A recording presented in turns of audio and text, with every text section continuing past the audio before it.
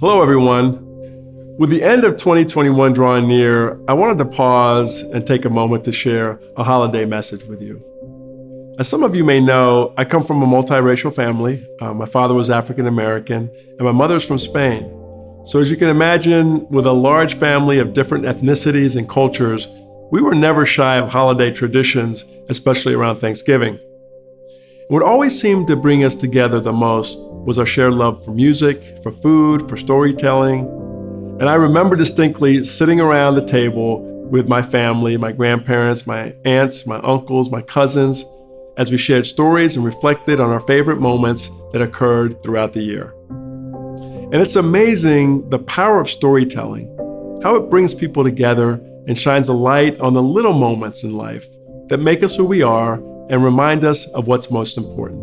In fact, my family's love for storytelling and the lessons that it teaches us is in part what inspired me when I came to Atrium Health to establish our Connected Purpose tradition. To remind all of us, through impactful teammate stories, why we do what we do as healthcare professionals. Yet all of the holiday traditions my family had as a child, my favorite one was that required a bit more reflection. With the turkey roasting in the oven and Nat King Cole playing in the background, we would go around the room and share our I am grateful for statements. Now, these statements could be expressing gratitude for a person or for something special that happened to one of us, or even something that we were looking forward to in the coming year. This circle of gratitude always stirred something in me. So this holiday season, I'd like to continue my family's tradition and share my own gratitude statements with all of you. As I reflect on this year, both the triumphs we've had and the challenges that we've faced, I'm not only grateful for our teammates, but I'm grateful for the giving nature of our teammates. Denzel Washington said it best when he said, at the end, it's not what you have or even what you've accomplished. It's about who you have lifted up, who you have made better. It's about what you have given back. And so this perfectly describes you, our amazing teammates. At a moment of historic challenge, you stood up and said, yes, how can I help? What can I do? I've known for a very long time that our teammates don't shy away from a challenge.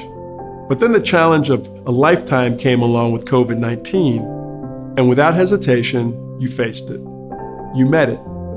You were tireless, you were courageous, you were selfless. All of you already share a calling to serve.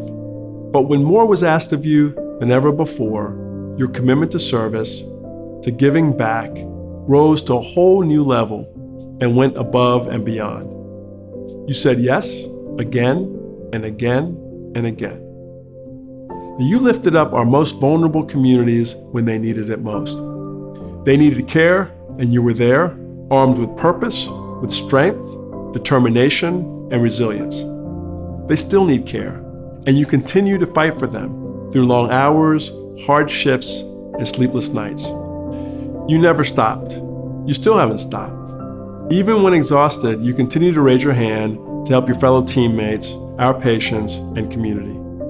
And what you've accomplished this past year is truly incalculable. But what I'd like to share is a few numbers because they demonstrate how amazing you have stood up time and time again. For example, across our enterprise this year, teammates have given nearly 200,000 hours of time in assisting our vaccination clinics, and over 1,600 of you have volunteered nearly 31,000 hours as non-clinical runners, providing much-needed support to your Atrium Health family. And in Charlotte, nearly 23,000 meals were distributed to low-income children throughout the summer through our Kids Eat Free program. At Atrium Health Navicent, teammates packed over 2,000 bags of food for school children to take home each weekend and distributed nearly 24,000 pounds of food through food drives. In Winston-Salem, Atrium Health Wake Forest Baptist teammates, led by the Latinx Affinity Group, came together to collect 300 new, used, and bilingual books for children in the region. And at Atrium Health Floyd, our team-certified athletic trainers provided more than 37,000 hours of free care to over 3,000 student athletes in area high schools. In this same spirit, I am pleased to share that over 99.5% of our teammates enterprise-wide, have met our vaccination policy requirements. And that's one of the most important ways that we can give back to our community and keep them safe. Now, while these numbers speak volumes, going back to the power of storytelling, it is the human stories of our teammates and their undeniable devotion to giving back that has resonated most with me. Stories like Shilpa's.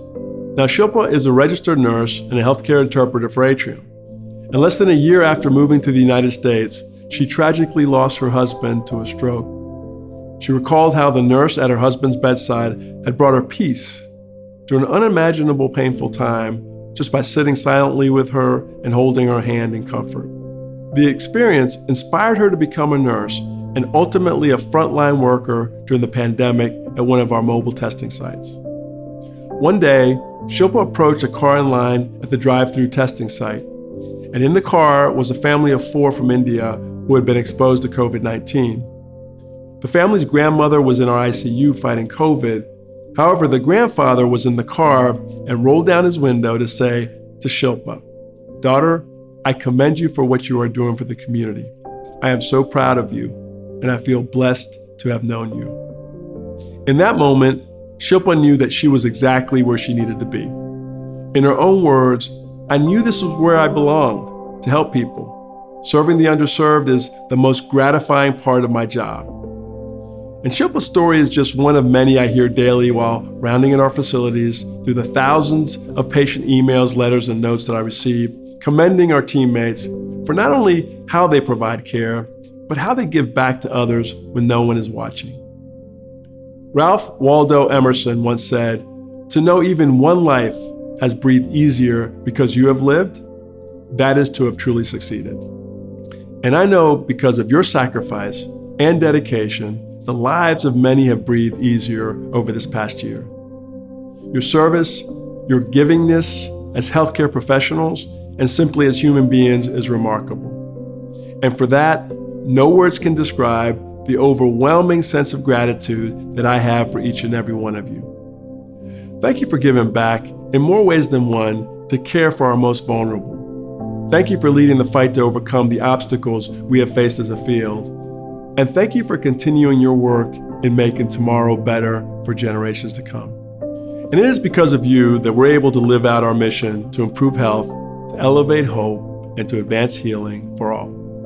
So, as we conclude yet another incredible year, I hope that the holidays will bring time for much-deserved rest, for rejuvenation, and reflection. And I encourage each of you to gather with teammates, with your friends, with your loved ones, and share your own "I am grateful for" statements. Let's all give thanks, and here at Atrium, let's be our own circle of gratitude. We certainly have come a long way together, and we have much to look forward to in the new year with new opportunities and limitless potential. I wish you all a truly wonderful and blessed holiday season. Thank you.